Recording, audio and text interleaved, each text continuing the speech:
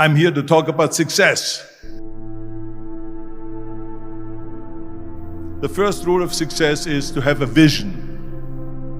You see, if you don't have a vision of where you go, and if you don't have a goal where you go, you drift around and you never end up anywhere. I mean, as you know, I was born in 1947 in Austria after the Second World War. So I was very fortunate that I stumbled onto my vision. And I didn't really like Austria when I grew up. I couldn't wait to get out of there. I couldn't see myself becoming a farmer or a worker in a factory or anything like that.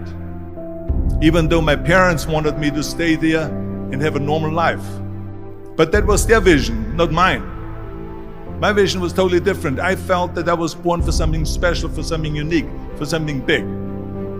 Then one day I went to school. I remember I was 11 years old, and they showed a documentary about America. And there they showed in this documentary the huge skyscrapers, the high-rises, the huge bridges, the 6-lane freeways, and all of this stuff. And I said to myself, that's where I want to be.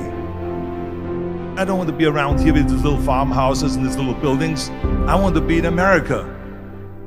One day after school, I walked by a store in Graz. So I went inside and I looked around, and then I saw a magazine. I saw a bodybuilding magazine that had Reg Park on the cover. Reg Park was then a 3-time Mr. Universe.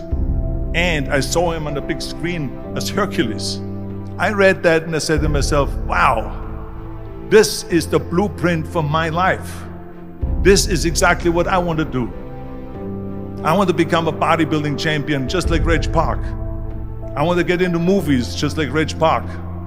And I want to make millions of dollars and be rich and famous just like Reg Park.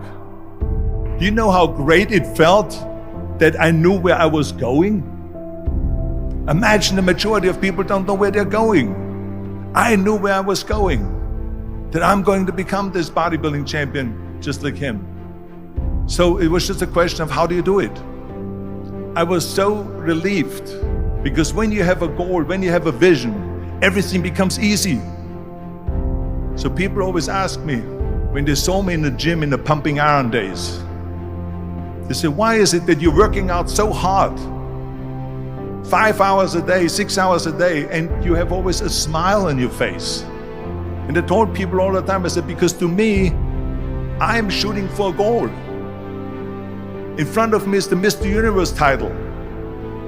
So every rep that I do gets me closer to accomplishing that goal, to make this goal, this vision turn into reality.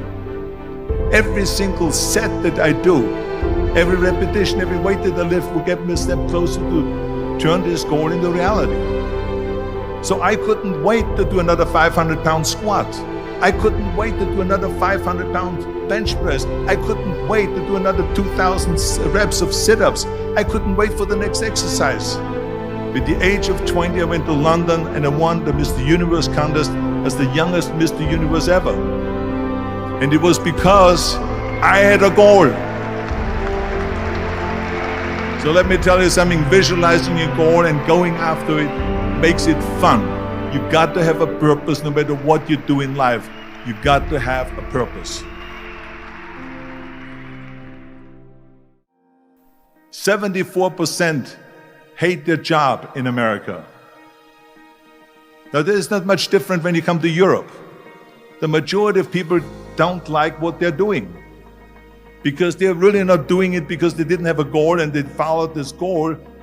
They just aimlessly drift around, and then all of a sudden there's a job opening, so they get that job because you have to work. But then when you work, it's a chore. It's work. It's not fun. So if you think about, only a quarter of the people really enjoy what they're doing in life.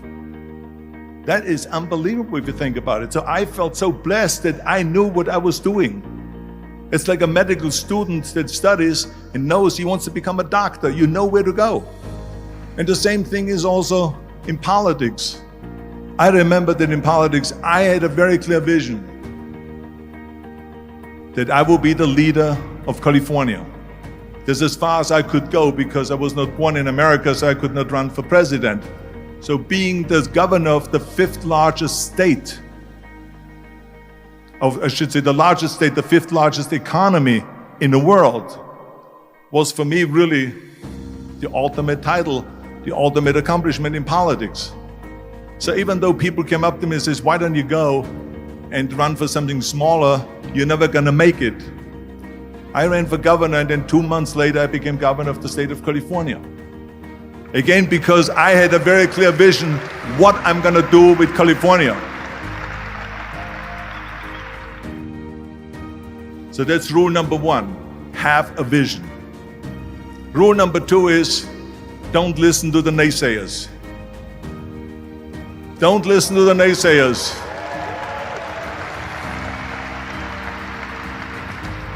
Everything I ever did, the thing that I heard out of people's mouth was, that's impossible. That can't be done. Or no. That is exactly what I heard, and of course I proved to the people that it can't be done. So whenever someone said to me, it can't be done, I heard, it can be done. When they said no, I heard yes. And when they said it's impossible, I heard, it is possible.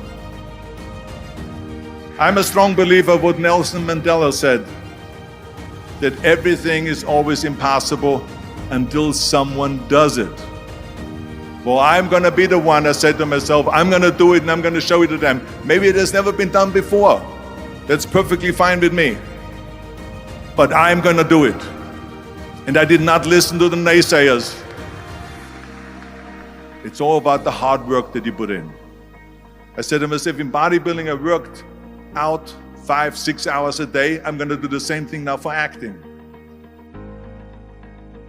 And of course I went to college to study English. I studied the accent removal, acting classes, and all of this stuff, all day long. I worked and I worked and I worked. And within a short period of time, I made one movie called Hercules in New York, which of course went right into the toilet. But it didn't discourage me. I still had the same vision.